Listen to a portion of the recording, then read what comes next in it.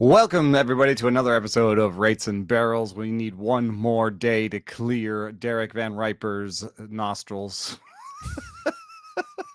Great start. Yeah, we're off to a flying start here. Wow. We've got Trevor May. We will be talking about all the races. We have a new leader in the AL Central. Amazingly, that would if the Guardians win, that would be the biggest comeback of all time. The biggest collapse, however you want to put that. We'll recap some of the Mets and Cubs and Jays and Sox and Yanks, the AL MVP. We're going to get to some Mets starting pitching problems. Their first and second halves don't align. A lot of good stuff today, but I guess doesn't feel that good if you're a Tigers fan today. Probably doesn't feel good at all. The Guardians had a good start from Tanner Bybee. He continues his September surge. You know, his changeup command was pretty inconsistent, but he threw more curves, to kind of keep the lefties off of the slider, and he just was just good enough, And I think that on the other hand, it's really hard to separate how good was Tanner Bybee and how bad was the Tigers offense, because, they're 25th in slugging over the last 30. They had 6 singles, no pop at all. Eugenio Suarez would have been a pretty good fit for this team. What did you see in that Tigers-Guardians matchup last night? What do you think is a big key for them tonight as Parker Messick goes up against Troy Melton? It's so interesting because, I can tell they're trying to not press the slugging side of it. Like, they're not like, we all need to hit homers, and they're just out there flailing, right? They're trying to hand the baton to the next guy. They're just not doing it. Like, they're just nobody's making quality contact. It's not like they're getting blown away either. It's just they're not.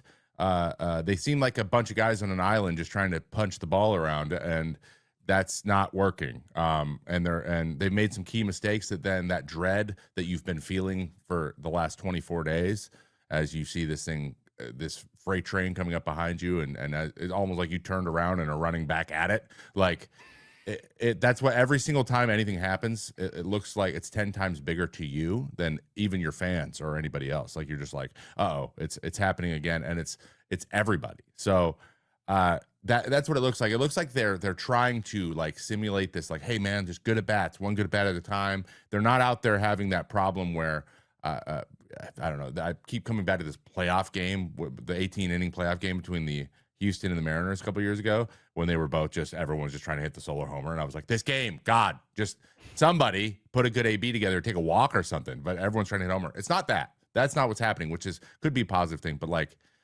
someone's got to, they need to string some long at bats. They got a young guy they're facing today, right? He's a guy that you can get him rattled. He's in a big spot somewhere he's never been, and you need to make him throw tons and tons of pitches. If you're not going to hit a bunch of doubles, you need to wear these pitchers out so they make more mistakes, or they need to feel that kind of pressure, and that's just not what I'm seeing from the Tigers. It just you add that watching the game, and then I have Benetti on the whole time, and he's just like, well, I don't know what to say right now. He's consummate professional, and the guy can't find one positive thing to say. Things are bad. Did you know that they had 9 days ago, they had a 6.5 game lead? Yeah. 9 days ago. It was 15 in late August. I mean, what? I can't wrap my head around this right now, but something that you said sort of sticks out. They are battling, and they have a decent approach at the plate. Scott Harris has always been about control the zone, so he cares about walks and strikeouts and on both sides of the ball. I'm looking at them as hitters, and if you look at bat speed and intercept point, the Tigers fit into the group of teams that might be interesting. Just on bat speed and letting the ball travel, the Tigers line up the best with the Pirates and Brewers as teams that let the ball travel and have only slightly above average bat speed. the one thing that's different about, and the Blue Jays are actually there too. The one thing that's different about them is they have a lot more tilt. Yeah. So there may a lot of that might be Riley Green, who has like some of the most tilt in baseball, but it's not just Riley Green when you have a number like that. So they're fighting, and I wonder, as a pitcher, if you saw like a team had this tendency to kind of let the ball travel and go the other way, would you ever just like lean into that and just say, no, I'm going to give you a ball that you can put in play poorly? I mean, I think Cleveland is a type of staff that is doing that. I think they're like, sure, we all throw sinkers and four seams, and we all throw sliders and sweepers. We throw all the pitches, all of us do, and we're not necessarily big strikeout guys all the time. Like, it's funny, you know, we went from Kluber, and then we went to Bieber, and now we're at Bibee, and Bibee's a different pitcher than those two guys, right? He's a command guy. He's not a huge strikeout guy. There's nothing super elite there. And I saw it. I saw like there was a couple times there were some sinkers thrown down in the way to lefties. Like, yeah, just hit this over at Jose. He's gonna get it because he's been incredible. That's ultimate trust in your offense or your defense. Like with Jose over there and then Quan left. Like, yeah, shoot it over there. You're probably still gonna catch it. Like they're probably still gonna get out. It seems like at least Cleveland has that open, but you know. Cleveland's third best defense in baseball, according to Fangraphs. Yeah. So like they have full ultimate trust right now in what the pitchers are doing and then the defense to pick them up when they need it. And when that happens and there's a team out there just kind of like trying to punch the ball around and not necessarily taking the big swings or doing the back-breaking thing, trying to string things together, like that just kind of plays into that's just how the Guardians defend that really well. They're like, cool, try to string a bunch of hits together. It doesn't work very well against us because our pitching has good command and our defense is really good. So it's almost like, but what do you do? Like mindset wise, do we go, hey, go torque a couple, like swing as hard as you can? I mean, Riley looks like he's taking some big swings. But I don't think he has a small swing. Yeah, right. His warm-up swings. He looks like he's at a Top Golf. Yeah, he really does. So, I think it does speak to a little bit to this idea of like lineup diversity. And even if you have an idea as a team or whatever, and you think this is an important idea, we need to control the zone, we need to not strike out, and I think sometimes it's good to have a guy who just does something totally different. You just be like, yes, we need to control the zone, we need to make contact, we need to grind it out, we need to, try to let the ball travel and go the other way. And then we also have Eugenio Suarez. It's like, you know what I mean? Like, we do all these things, exactly. Yeah, maybe some of some more Javi. He's been hurt a little bit, but there's a tension between having an identity as a lineup and then not having that identity too hard, because then you just become pitchable. Exactly. There's no wild card. They have no wild card in their lineup right now. Or it's Riley, and he's just, maybe he's fatigued, maybe he's struggling. Whatever reason, he hasn't been the Riley who was earlier in the season. So, the other thing I just want to mention real quick, and Tigers fans should remember this: the Rangers collapsed and lost the division on the last day to the Astros, and everyone seemed to think that it would be this huge deal and that the Rangers were nobody to be worried about in the postseason, and that was the year the Rangers won it all. So the Tigers are looking like, they are still in it, and the Astros look worse. The Astros are struggling to score runs in Sacramento against Luis Severino at a 6.50 ERA in a park that he hates. So if the Astros keep falling, that their collapse gives the Tigers a second chance. I'm going to skip ahead here I had Jays versus Sox third, but there's something here. So when you're the Tigers manager, and you're trying to talk to them, I bet you there's something similar to where the Blue Jays are. So the Blue Jays, the Tigers are still in the playoffs. Blue Jays are still in the playoffs. Tigers have maybe lost the division. The Blue Jays have lost, are tied now with the Yankees. And John Schneider said this. I think it's walking the line in just a really interesting way. I know it feels like the sky is falling right now, It's effing not. We got 90 wins. We're in the playoffs. And if the season ended today, like I said, you're winning the AL East. So I want them to come out and not press. I want them to come out and play confident. And that's, I mean, obviously that's what the manager's going to say, and that's what the manager wants. But getting the team to really feel that has got to be difficult because they have friends, they have a group chat, they have they have people clowning on them in the group chat, they have people looking at them weird when they're pumping gas, like they could. And I think it was Ottavino, somebody asked Ottavino, how much do you guys read about yourselves? And Ottavino was like, yeah, more than we want to admit, more than players want to admit. He's like, there's a ton of guys who have names. Whatever anyone says, double. Yeah, right. Yeah. So like, it's easy enough for a player to be like, I don't read any of that stuff. And you're like, well, somehow it's getting through. Like, there's no way that there's a Tigers player right now that's like, oh, are we struggling? Is there something going on? Oh yeah. It like comes down to an energy thing for me, right? This is what always worked for me, because I always likened the like anxiousness or the nervousness or like just that dread that it like saps you of adrenaline, and it saps you of like motivation. It's exhausting to be like all the time. Yeah. And what I know, this works probably better in football and basketball, because mostly it's if you have more energy than the other guy, that's a big advantage, right? If you just can run farther or faster. Baseball, or you can't just hit better because you can't just get pumped up. But what it does do is for hitters, it makes you stay in at bats longer and get like determined and frustrated. Like no matter how many times he throws you the nasty pitch, and you're like, I'm fouling this off. I just have decided that's how you like take it personally. You have to feel like we're a caged animal and they're trying to take it from us. Yes, we've messed up to this point, but it's never too late. And I'm tired of it. I'm just tired of this. And that's why people go, you need a leader. You need a leader to be like, guys, I'm sick of you guys. I'm sick of this. I'm going to tell you how it is. I'm tired too. We're all tired, but you either get it done or you go home and you get to think about this forever. And they're like, that sounds worse than how we feel right now. And you got to find a way, because it's September 25th. Like, you're 158 games into the season. You're physically gassed. You're going to have to find a way in the playoffs. You think about like, oh, if we do make it, then we got to play those games. And those are going to be stressful. Well, that's a slightly different message than John Schneider's giving, though. So Schneider's trying to walk that line where he is trying to give that motivational message that you're giving. Like it's yours. He's also saying the sky's not falling.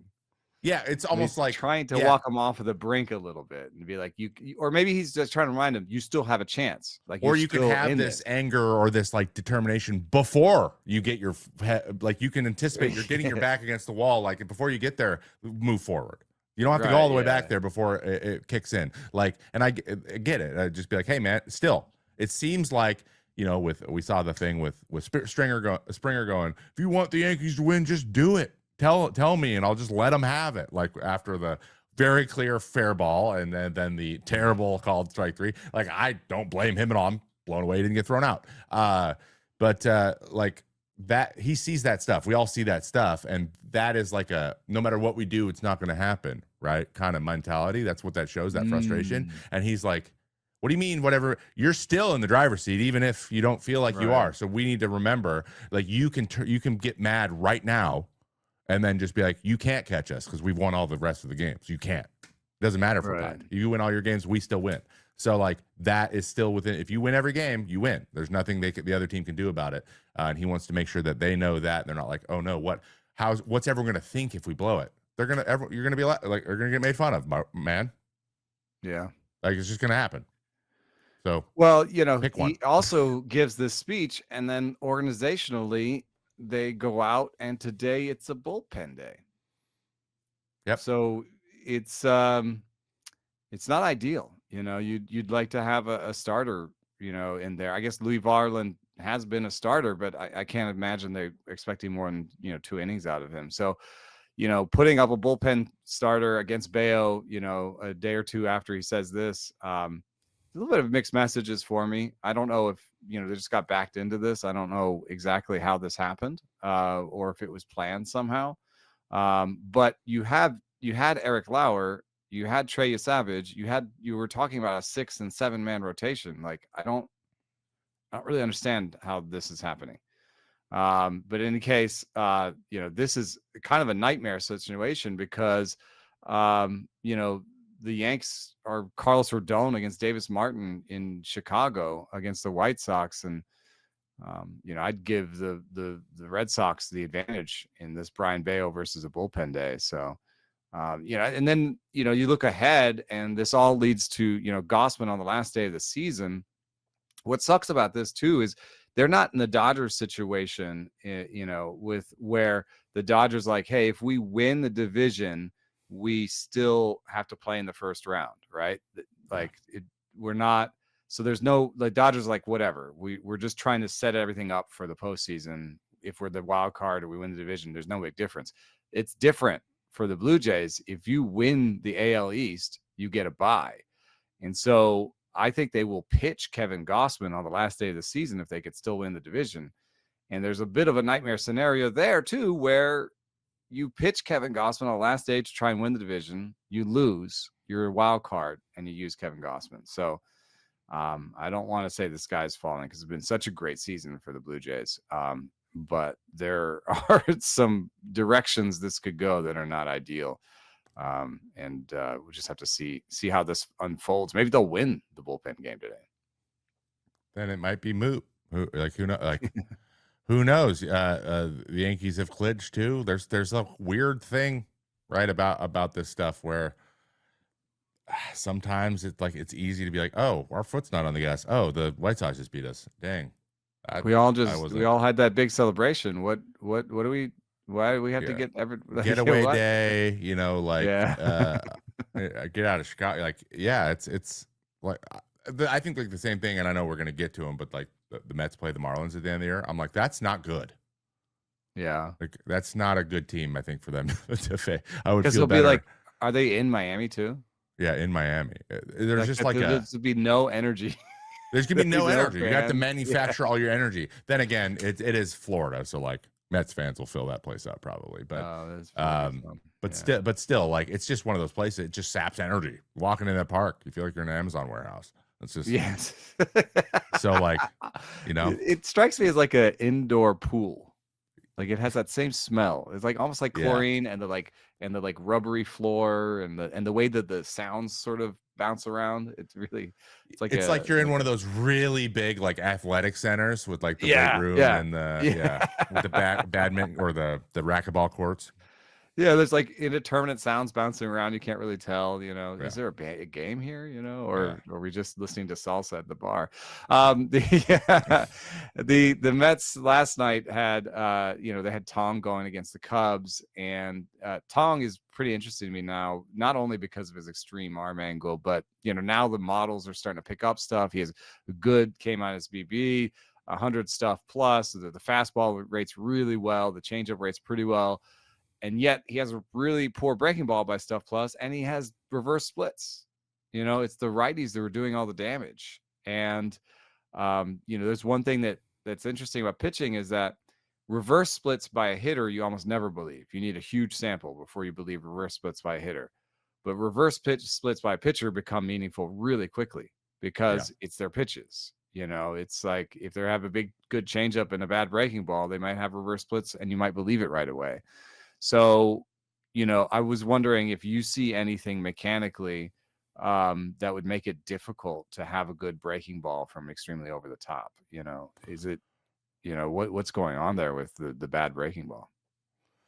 I mean, he's got the big 12-6, and like there is when it's that big, it has to be harder than it is, and he just throws he throws one of those strike one type of curveballs, but he needs a wipeout. He needs something strike three curveball, and so it either needs to be harder and move that way like a death ball situation, or he needs to figure out a sweeper slidery grip thing that gives him a little horizontal, because he is none. Everything is north south, like it's elite north south. The difference between his curveball and his fastball is 3.5 feet. Like that's but that means it also deviates early. So like Or he sometimes, has to have like incredible command of yeah, that which he strike doesn't. one curveball, which he doesn't. Yeah. Which he doesn't right now. So, but the thing is interesting about him is like he's got that really high arm slot, and if you can figure out if you can like get a Pavetta type slight sweeper thing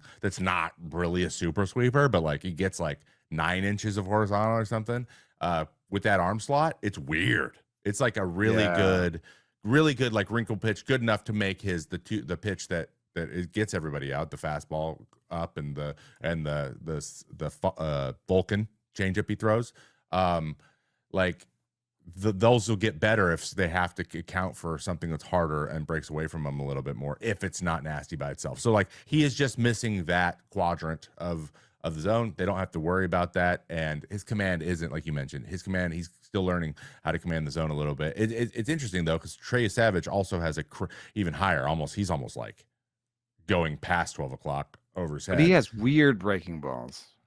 His breaking balls are weird, and his splitter is just better than Tong's changeup. Like it's a true swing and miss pitch. But it's funny, those guys are pretty good comps because they both have really high ride, they both have really high arm slots, and they both were just punching out the world in the minors. So like and it's interesting to me that they would come up and you'd be like, but your breaking balls have arm side movement, Trey Savage, and like Tong, your curveball's no good. Like, how did you get this far with those flaws? But I think in the minors they're just not as obviously flaws. Like they're probably people swinging through that curveball, and you weren't sure. You're not sure until you bring a guy up to the big leagues.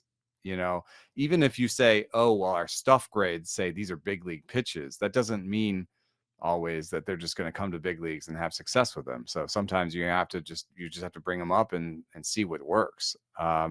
Nolan McLean, we knew already from the minor leagues that his stuff was better right on right, and then he had some issues against lefties, and that's been true in the big leagues, but he's been just good enough against lefties. He's just, he's been their best pitcher since he's been up.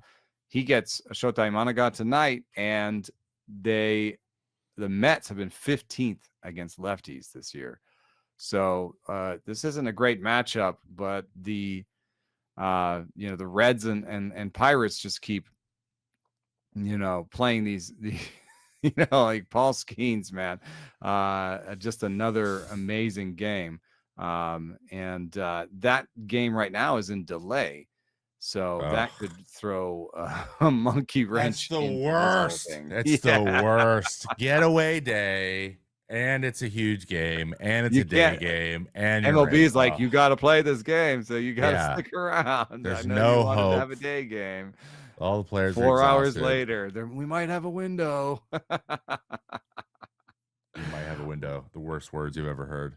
Yeah. So, I don't know where this one's going either. The standings, are just the you can't even count out the Diamondbacks. I mean, the Diamondbacks and the Mets, the Diamondbacks and the Reds are a game behind the Mets. The Mets feel like they've been in a free fall, but their lineup is really good, and they've got their best pitcher on the mound tonight, and it seems like it's really just the next game. That's what matters for everybody. It's just the next game. That's Arizona. Interesting. Arizona's like throwing a bullpen against Yamamoto, so this all seems like it's still gonna maybe Mets squeak in, and it's like the Tigers thing. It's like biggest collapse ever, but they made the postseason anyway. Yeah, and theirs has been happening since the All-Star break, basically. But the interesting thing is how they all so the Reds have the tiebreaker against both of them. And the Arizona and Mets were 3-3 against each other. So it comes down to division, which I've tried to find I don't know who's winning that right now, but they still both have division games. And I think they're very close. So it's like, I don't know if that's even settled. I don't know what it goes to the third one. Tiebreaker is how you did against your division. Against your own division. Second tiebreaker. No, that's what you're saying. Second tiebreaker is against each other. Against each other. No, first tiebreaker. First tiebreaker is against each other. Second goes to division. What's the third? What's after that? If it's the same there, I don't know. It's probably something that doesn't make any sense. So like that's odd. So like basically the Mets are like, hey, let's just we need to have one game over those two. Like, we just can't mess around with this.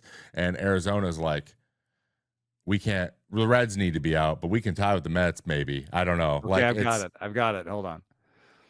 First is head-to-head record between the tied teams. Okay. And in most cases, those are going to be definitive. Okay. The Guardians own the tiebreak against the Tigers. I believe the Blue Jays own the tiebreak against the Yankees. So there are some definitive ones, but you're right. If there's some where it's not. If that's tied, the next tiebreaker is the record within their own division. So how well they did against their own division, I guess, is I don't really know why. I guess because they played them a lot, and so anyway. So I'm looking at this. Further tiebreakers include a team's record against opponents in their league but outside their division. And then specific records from the latter half of the season. What does that even mean? Let's hope it doesn't get to that one. I mean, these all seem a little bit random. I mean, why does your divisional record mean a lot? Because you saw them the most? I guess so. The Diamondbacks are 26 and 22 in their division. Yeah.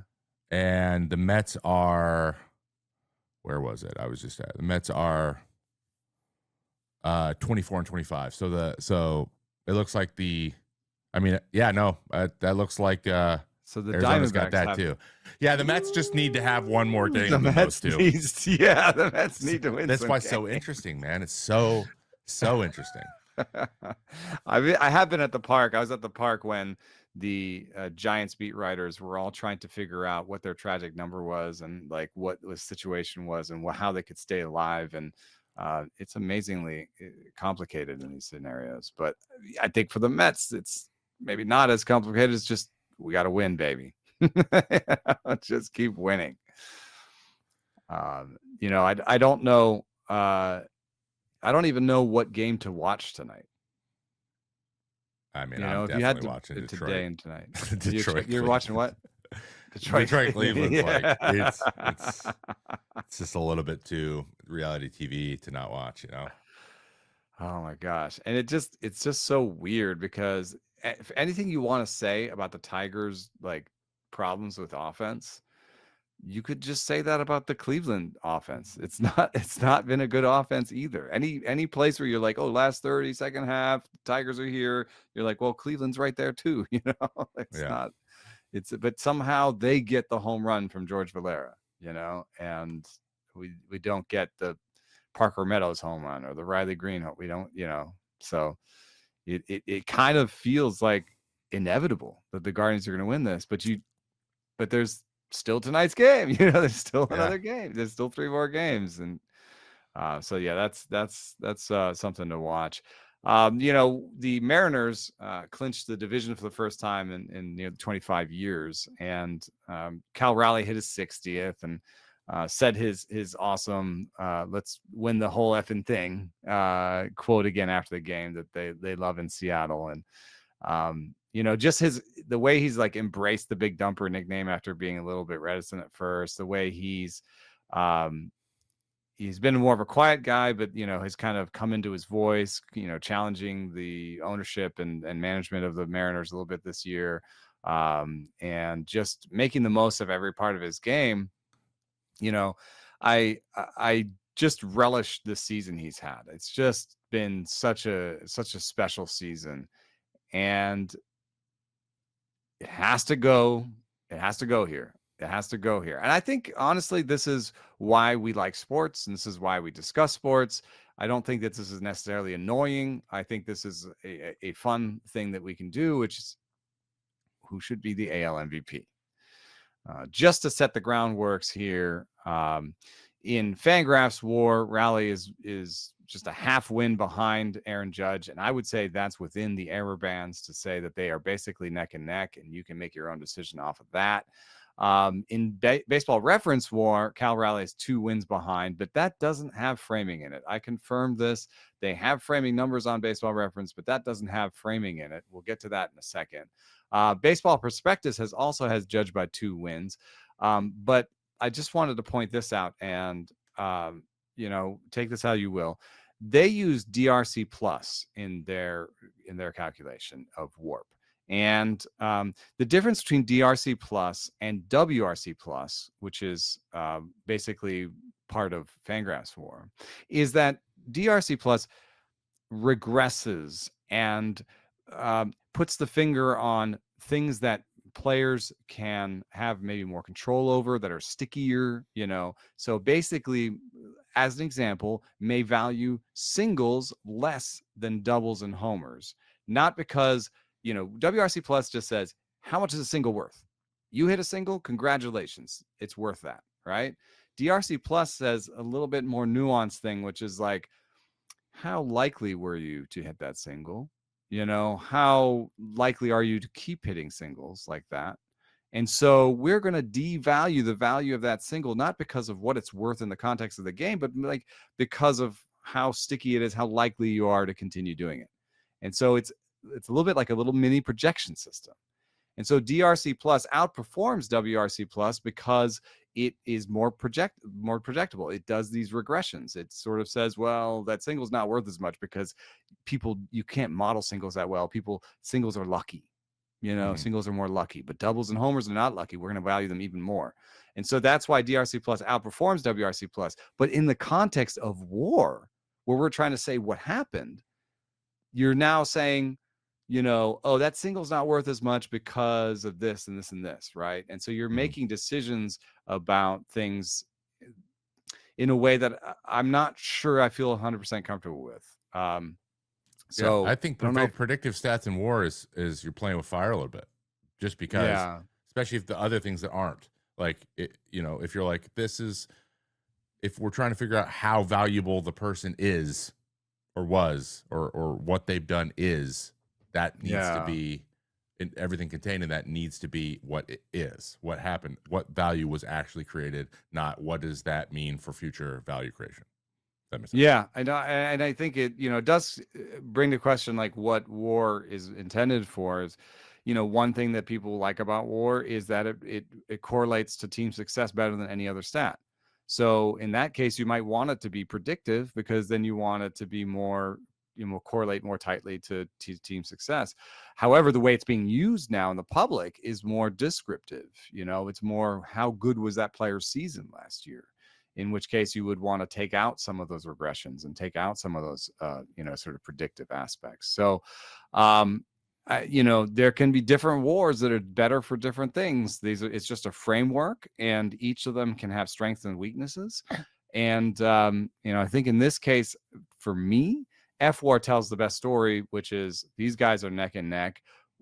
Aaron Judge is special. He's got a batting title with 50 plus home runs. You know, that's a really special combination of things. But then, you know, Cal Raleigh has been special, and you were thinking about all the sort of different ways that Cal Raleigh's been special, and how you would think about the award beyond sort of the numbers in the pregame when we were talking. Yeah, I think that we love to think that these things are just like statistics based, like even the Hall of Fame, like we have statistical standards, but that's always just the foundational for an argument, and then you add in all the narrative stuff too, because at the end of the day, it's the baseball exists. It's an entertainment sport, and the narrative matters whether or not you think it should or not. And there are certain guys who are always going, like Aaron Judge is always like, if he's healthy, he's going to lead the league in OPS. It's going to happen. He's just going to lead. He wins every year by 150 points every time. So do we want to give Aaron Judge 8 straight MVPs? Is that what we want? Or do we want to allow for, I don't know, the guy who breaks Mickey Mantle's record for most home runs hit from both sides of the plate, switch hitting catcher who has 11 multi home run games, most catches, most home runs ever by a catcher, by 12 now, like by 12 runs, 12. And he's not an offensive first catcher, and that is obvious. Like he's not. He is a good defensive catcher, though framing has, with the shrunken zone, has changed a little bit because he's not getting the high strike like he used to. That used to be his bread and butter. But like framing everywhere else, pretty consistent, and he's good defensively. He calls a great game. He's got a great staff that has something to do with it. He's caught the most games of any other like he's literally doing everything that you could possibly. He could. I don't know how, outside of hitting 320. Like, I don't know how he could do anything else other than, like, for me, I'm trying to think of things that would guarantee he wins. Like, you can't refute anymore. If he hits 3 more home runs and breaks Judge's record, he wins it. Like, you have to give it to him. If he breaks the home run record for the AL, he has to win. You can't not give it to him at that point, because Aaron Judge's thing is home runs. And if he gets beat by 12 by a catcher and then has his own record broken, I don't care at all if you have the batting title. I don't care at all. Because remember, batting average doesn't matter anymore, guys. I'm just kidding. That was a joke. Don't get mad at me. So, like, it's just like the unprecedented things, the number of unprecedented things someone does factors in a lot. And I use the example of Eric Gagne winning the Cy Young in 2003. Mark Pryor, any other year, wins that easy. Like, easy, because of the way he finished the year as well. But what Eric Gagne did was get 55 for 55 in saves, and no one had ever had a perfect save season with more than 20 up to that point, like, ever in the history of baseball. He did something that had never happened before. So, like, that, and not only that, it's a crazy. He saved 55 games for a team that won 85 games. Like, yeah. So, like, you look at that, you're like, that needs to be enshrined into history. Like, this is amazing, and that's the reason he won it that year. But, like, if we went by stats, a reliever cannot win it. Cannot. They just don't have enough value overall for their team. I don't think a reliever could be more valuable than he was that year. And in WAR, they're not even close. But, like, that's not what we did back then. So, like, those things won't happen if that's what we do all the time, ever. And yeah. That gets boring. I'll just say it. I think that last point, yeah. I mean, I think what we want to remember, what we choose to remember. I think we'll always remember Aaron Judge. I think we might always remember this Cal Raleigh season, but it'd be better to not be like sort of a trivia answer of, like, who has the most home runs by a catcher. It'd be more like, who had one of the best seasons ever by a catcher and was the MVP. And so I hear that, but also one thing that you're saying, that I'm hearing sort of through the different stuff that you said, is sort of about the change in metrics and the change in things and the change in way we think about things. So, like, we used to vote based on RBI and that has kind of gone away. We don't care about that as much with Hall of Fame or when it comes to, the MVP. And so, like, framing as a part of this is really interesting, because we could have full ABS in 2 or 3 years, and framing will be completely just gone. It won't be a value that we have anymore. And even over the course of the history of framing, in the Discord, we're talking about Ryan Domit's year, where he was an above average catcher offensively, looked like a pretty good player, and had like a -2 wins above replacement because he was like the worst framer in the history of baseball. And people are like, is that plausible? I'm like, yes, because that was like the first year we could like have numbers for. So, I think that players on the team were like, yeah, he's not a good framer, but they weren't, until we had numbers and put it all together, they weren't like, oh my God, he's costing us 2 wins a year. You know what I mean? Like, he's that bad a framer. I think it's kind of hard sometimes to see. Really bad. I think it's so hard to see, like, how little things, especially framing. There's a lot of people like, oh, it doesn't matter that much. Well, it does matter a lot, because it's little bit, like turn the 1-1, 2-0 into 1-1, all these little changes add up really big. Then there's the philosophical question. Well, should we care about framing because it's really cheating in a way? It's turning balls into strikes, and it shouldn't be a skill. And I'm like, well, to me, that's irrelevant. It is a thing. It is a skill. We can measure it. You're making some sort of, you're ignoring value because it doesn't fit into your sort of moral. Yeah. It exists till it doesn't exist. Yeah, and there might be a time that it doesn't count. But like we'll deal with that when we get to it. And also, by the way, for the little, speaking of trivia questions, the Ryan Domit thing, career-wise, he's by far the biggest difference between his B WAR and F WAR for his career. He's like a 7 B WAR and a -6 F WAR or something, or whatever. Flip it, whichever one is predictive. Yeah. And so he's like 13 swing. And basically just because he was so bad at catching. And so since then, of course, the best and worst have come to the middle, but that's because we can measure this, and teams are no longer putting domits out there. They're not letting them catch anymore, Yeah. and that's taken away from the top, because the top is no longer being compared to domit. They're being compared to people who are better. So yes, it has come to this point where it's come together, but I don't think that, I think you could still say, like, years from now, we no longer care about framing. You could still say, I don't think we'll look back on this and say, oh, well, Cal Raleigh then should not have won the MVP because framing doesn't exist in our time and we don't care about it anymore. So he should have been judged by 2 wins. It's one of the worst MVPs ever given out. I think people can still say, like, okay, framing was a thing then and it was valuable. And, on top of this, like, we know that game calling is something that matters, right? Yeah, And I just saw a piece. If you want to read it in the Saber Journal, there's a piece about how much game calling could be worth and how they valued it is very interesting.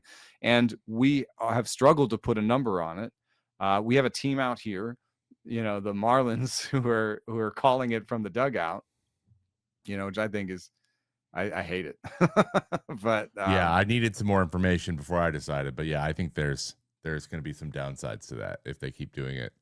Like, you want guys to check out in the meeting. That's one way they'll check out if you just do all the work for them. Anyway, we could get into that all day. And you make a great point about it's one of those intangible things that, like, you just get anecdotes about. And catchers are the only guys where this is, like, the only position where they're so unique. It's the only position where you can be like, well, they're a defensive first, whatever. Like, nobody else gets that.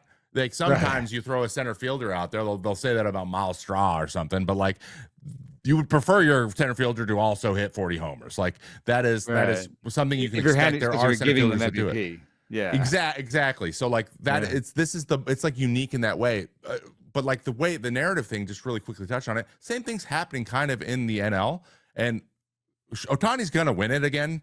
But, like, if Schwarber wasn't a DH, the exact same thing as Ohtani, if he was just an average outfielder, we would be like, the narrative is amazing and he has this value as an outfielder and he's, like, done some good plays and whatever. We would be talking about that way more, but we're not, because he's basically done everything Ohtani does, just a little bit better, and that's not enough. He had to have some narrative thing, something that was a record or something that people like Schwarber just never do before, but he's just having an incredible season, and that's probably what's going to end up being. Having Cal Raleigh be the defensive centerpiece of a team that, just clinched for the first time in 20 plus years. That's, I don't know. 60 homers in a park that's not homers. Narrative, switch hitter, like, just so many things, right? But but I think there's also a little bit of false precision is what I want to get at too. It's like, because of these trends where we, like, oh, we value framing, we don't value framing, or we don't have a number for game calling. Flash forward 10 years from now and we have game calling in WAR. Mm-hmm. And then we look back and we say, oh man, Cal Raleigh had a 12-win season. Can you imagine? That's great. That'd be crazy. Right? You vote. Do you vote on this, right? On these awards? I would not be talking about this like this if I voted on this. You don't. Okay. I have gotcha. by Young. But do you know? Okay, so I didn't actually know that you only get to. Do you only get a vote on one thing? Is it like divvied up? It's divvied up within the chapter. Yeah. Oh, that's interesting. And then so I did research on this, but I want to verify with somebody who's actually involved. The deadline to turn in your ballot, that's the end of the playoffs, not the end of the regular season, correct? Nope, I know a lot of the end of the regular season. Really? Okay, so I've seen literally both. Season. No, it's the day after the regular season. So that I have a piece about this a little bit that I'm writing right now that's going to come out tomorrow about, like, how MVPs and Cy Youngs do in the postseason. And I think it actually, I don't know that I would change it. No, I think because that's the way to do it. It might be a little bit unfair to a player that didn't make the playoffs. The playoffs would I think poison our 100%. narratives, and like, Cal Raleigh doesn't have any less of a full season if the Mariners go one and done in the playoffs. So I think it's better this way, but it does lead to some cognitive dissonance where you're like, that guy won the MVP and he looks like that out there. Yeah. So like, he just went 0 for the postseason. Like, how do you win MVP? And you're like, well, because the votes were put in the day after the regular season ends. So that much I do know. I'm not the best BBWA member on the planet, but that much I do know. Good. I don't know why I was seeing, and I don't know if it's always been that way. I was reading I wasn't just AIing this. I was going and reading the articles. Some were like, it's the end of the postseason, but a lot of people turn them in early out of principle, right? And I'm like, No, that doesn't make any sense. If you don't want to be biased by the playoffs, no. probably don't allow voting during playoffs. But I'm glad. This is the way it makes sense to me. So Yeah. glad I got the other thing that's interesting to me about the Seattle situation is now you've had your big celebration, and there's a release, and this is like a 25-year release, so it's a big release. People are really happy about this. They've been on the edge of their seats for so long. You've done this thing, you've won the division. And then there's the legacy of the last team that did this. That was the like 112 win, record setting team. That was the team that didn't do anything in the playoffs. So you want to focus now forward, and you're just in this weird limbo state where you want to, and you saw it with Cal Raleigh as he's rounding, hitting that homer. He had this sort of smile, and he's looking at the crowd, and he's like soaking it in, because he knows we've won the game. We're in the playoffs. We won the division, and I'm allowing myself to, enjoy this. But the work has to start again because there's the playoffs. So if you were the manager of the Mariners, how do you manage the next 3 or 4 games? Who do you give rest to? Do you just full sail rest? Is it just like everybody gets rest for one day and then we have to get back on? Does Munoz not pitch the rest of the season? Like, how do you manage this like sort of fatigue, but also wanting to be sharp when the postseason comes around? Well, I think the best way to do this, I think that I remember Buck Showalter doing this a little bit, is you have your priority guys like Cal and Julio, right? And the guys you're like, we want to make, and Naylor and the veteran guys, we want to make sure you guys are fresh as possible. And you guys have been in these situations before. Like Naylor's gone to the CS. Like, these guys have gone in the playoffs. They know how they feel. They know what they need. And if I'm Dan Wilson, I go sit down with them and be like, what do you want out of the rest of the regular season right now? Like, what do you want? Like, Cal, do you want to try to hit 3 more homers? Like, do you want to? It's up to you. Do you want to play all 3 games? Do you want me to DH you 3 more games? Yeah, if you want to, or you can DH 2 of the 3. Oh, I would like you to catch one, but like, you can do DH 2 or 3. Like, and Randy, but Randy, what do you need? Julio, what do you need? What do you guys need? And ask every guy in that clubhouse, like, what is it that you want out of the rest of the season? And then, because we could just run the whole scrubs out there we could run the whole back end team out there. So if some guys like, I would like rest, I would like do a line change thing where 2 guys get a day off, next day the 2 other guys get a day off, and that, because you have enough games to work with. They clinched early enough. They have 4 games, so like they can do that kind of stuff. And then with like Munoz, I'd be like, your next save situation, we're gonna go at it as we like we always do. And if you don't have, if that doesn't come up, I'd like you to pitch once.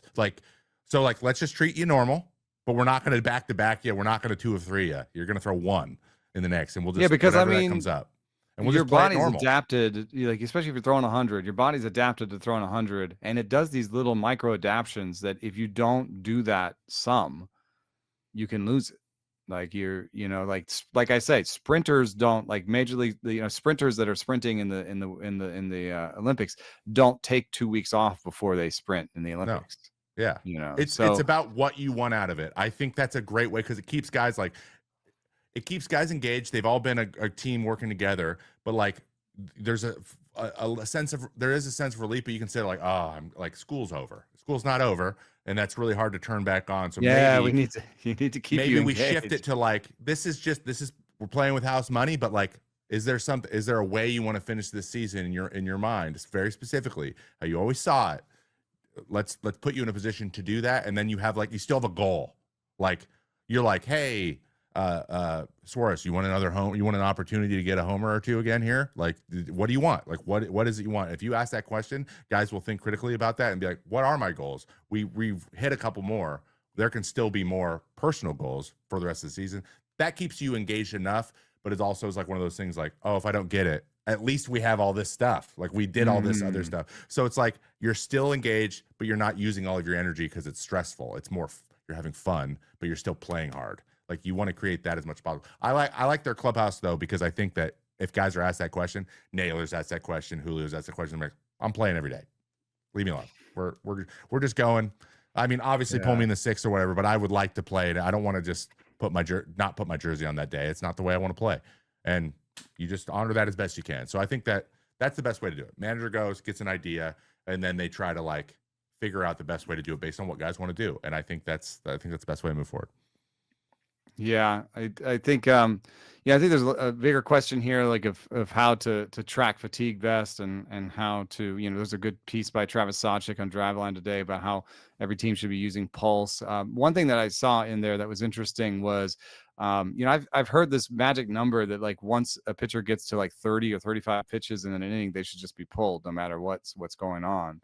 I could see that because the way fatigue, fatigue and that sort of relationship to fatigue and what you're doing and chronic and all that, that relationship, if you don't get that inning rest in between, that half inning rest in between, as a starter, then you're throwing 35 pitches in a row, 40 pitches in a row. I think that you're really ramping up the fatigue there, and you're not giving yourself that 10-minute rest in between, which is actually really important. The way that they're trained is to kind of be like, 15 to 20 pitches, rest, 15 to 20 pitches, rest. And if you get to 40, like all of a sudden you're doing 2 innings without rest. And like, but, so there are these complicated sort of mathematical things like fatigue units and, using pulse, acute to chronic.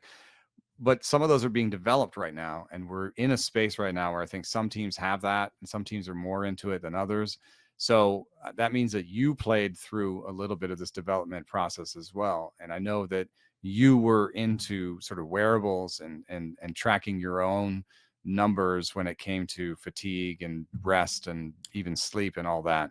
So how did what you were doing personally and what teams were doing, how did that all interact? Like how was fatigue tracked differently over the course of your career, and how did you figure into that yourself?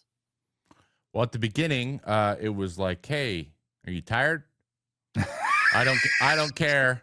You're pitching." Like that was mostly all hands on deck, and it was like, if you're young, they're not going to ask you, and if you're old, they're going to ask you, and if the old guys break, then the young guys got to pick them up. Yeah, and it wasn't like explicit; it just kind of was that way, right? No one would say that like, "Hey, you're young, we don't care." They would just not care. Or not worry about it, as much. I think it's really interesting because every organization has started to track things and try to get an idea of what kind of metrics matter to them. So like common in pitching now is pitching coaches have and like analytics teams have gotten pretty good at like we profile your stuff really, really well. And then you can see degradations, like depending on the type of thing you throw. For example, spin drops a little bit on your sweeper and then you lose an inch, whatever. That's an example of you getting fatigued. Your arm slot drops. That's an example of you getting fatigued.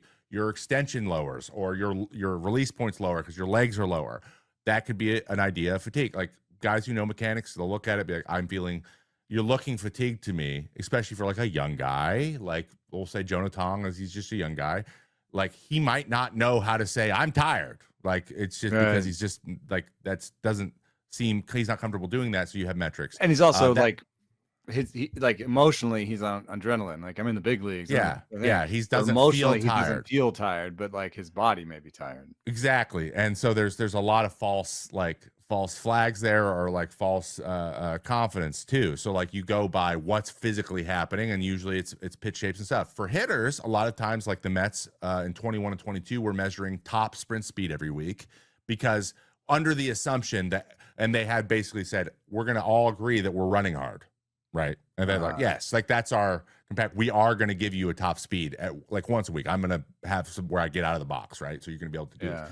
And if your top speed had like dropped a couple things, they would ask you, be like, hey, how the legs feeling, whatever. And they encourage you to be honest about it. They also did jumping. We did again, it's another leg. So legs were big. Force plate jumping. Yes. Yeah. That was a regular thing I they was did talking to a weekly. pitcher that was like, I'll talk to you. I think it was Tanner Bybee. He was like, I'll talk to you, but I got to go jump on a force plate real quick and I'll be back. Yeah. So legs are very, very, for every sport, they are connected to fatigue.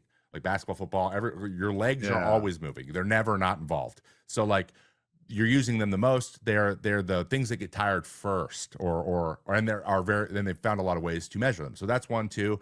For me in wearables, another way, and this isn't standard, so like everyone doesn't track this stuff because I've heard a lot of guys say it's just too much information. I don't really know what to do with it. But like I use the Whoop with the sleep. Sleep. If you sleep well, that means you are recovering well. Your body is like, hey, I am still actively in this cycle of getting you ready to go every day. And then if 3, 4, 5 days in a row, you're like, for whatever reason, my body will not relax into sleep. It means that like it's something's turned on that can't turn off because you're probably burning yourself out a little bit. And that's what I always saw.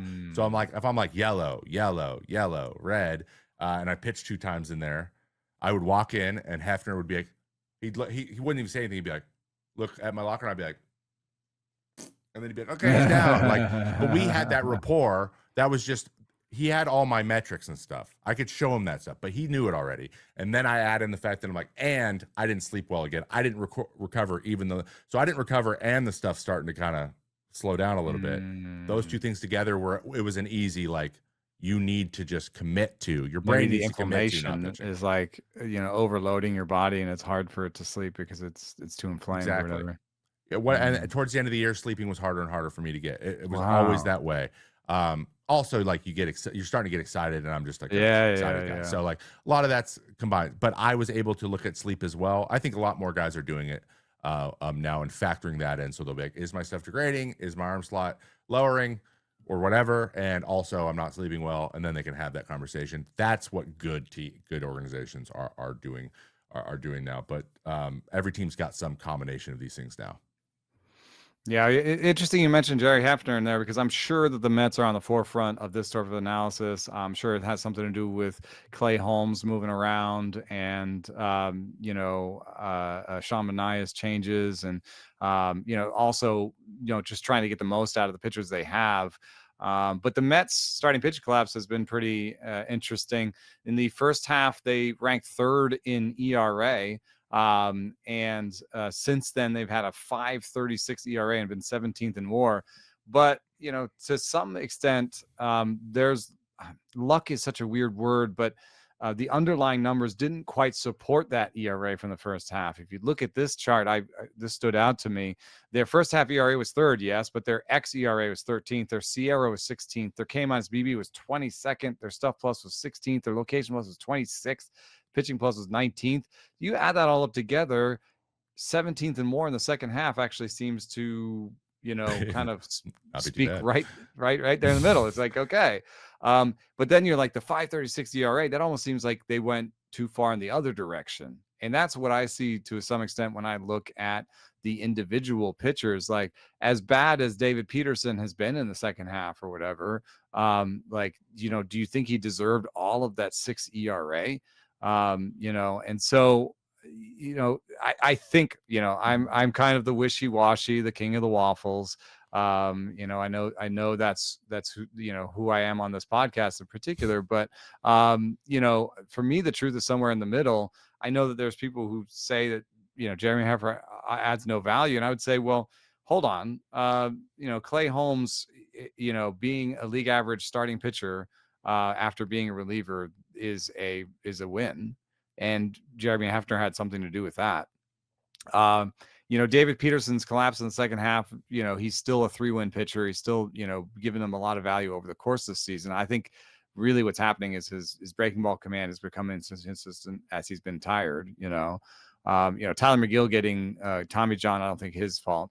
Kodai Senga, the model numbers kind of predicted that different numbers than his actual ERA. So to some extent, I think these are long-term problems for Kodai Senga that I don't know that Jeremy Hefner can just solve. Like Kodai Senga, his best pitch is the ghost fork. None of his other pitches rate positively by Stuff. And then he doesn't have great natural command. So when he can command the cutter well enough and the four seam well enough, that can all fit around the ghost fork. But that's sort of, you're on the precipice a little bit with that. You're just, it can fall apart if your command falls apart. And I think that's what's happening for Kodai. Then Jeremy Hefner's involved with the success of McLean and Sproat and Tong, and the all that. So I wonder what you see when you look at these Mets pitchers, the first half, second half, the young pitchers. I think this was all part of the design, was like, we're just going to get some veterans. When they fall apart, we've got the young guys coming up. I think that was the idea. That's David Stearns. Like, that's how he builds teams, and it works. Like, everyone's like, does Hefner go? I'm like, I think that the apparatus they have in Flushing is one that they like. I like in terms of the staff, like adding is going to be what, if anything, they're going to add. I think that they have a good rapport, and they're executing their plan. And like, when you have coaches, like, that is what you want. Like, that's why Aaron Boone is also still just in, like, he is executing the way that they want to execute their plans as well. Like, you get a new manager, they're still going to need him to execute the plan they're all coming up together with. So it doesn't really change much. And it's the same. And I wouldn't change the plan necessarily if you just produce Sproat, McLean, and Tong. Unless you can prove that it's bad decisions that are going to bad outcomes, not bad execution, which it's bad execution. And they've allowed so many runners on base all year, and they weren't striking guys out to get out of those situations. They were getting it hit at people and having great defense behind them. And then Francisco Lindor fractures his foot, and has had a fractured foot all year, and his defense is kind of he's still a well above average, which is funny, but he's not prime. Like, so you get a little bit different defense, and then that stuff gets glaring. A couple things go through, and we're still not striking guys out, and we are still walking way too many guys. So, like, those runners just started scoring more, because which obviously happens when your team gets tired over the year as well. So, like, I think the starting pitcher and the older guys, they fell apart earlier, and there was just too much on these young guys. But, like, in terms of developing pitching, if you go look at Jonah Tong and the way everything moves, and the way that McLean's stuff moves, the way that Sproats moves, these guys are optimized already, and they're like 20. Like, their stuff is elite. They have made elite versions of each of their pitches, and Jeremy Hefner is a huge reason for that. And the team below him, and that he operates with in the minor leagues, they have a good system. They're developing good players. It's just sometimes nobody is executing all at the same time for a while, or you just don't have the pieces. Shamania is not quite right. He was hurt all year. Like, he was the opposite of that last year. Like, that was a big reason why we think about them differently. Him, right? So sometimes that's all it is. But, like, I mean, I think that, Shamania could have better secondaries, but Shamania has worked with some of the best pitching coaches in the game, and there may just be something about his slot, and he's kind of like a low slot, high spin efficiency. We talked about this. Some of these guys, it's a bit harder to develop a secondary. I mean, he's worked with Ruben Niebla, and, like, he's worked, he's been everywhere. He's been with all the best ones.